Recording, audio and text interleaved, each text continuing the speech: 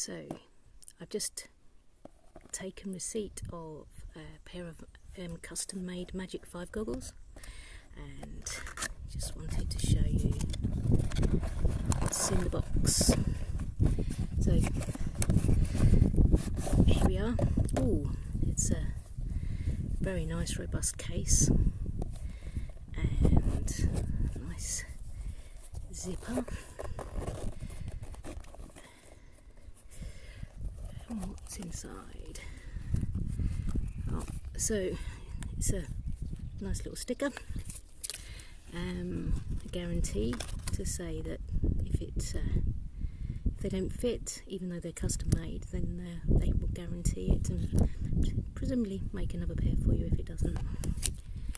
And most important thing in the box is the Magic5s. They look very cool. I'm really looking forward to trying them out. They've got a anti-fog coating inside, so that'll be interesting to see.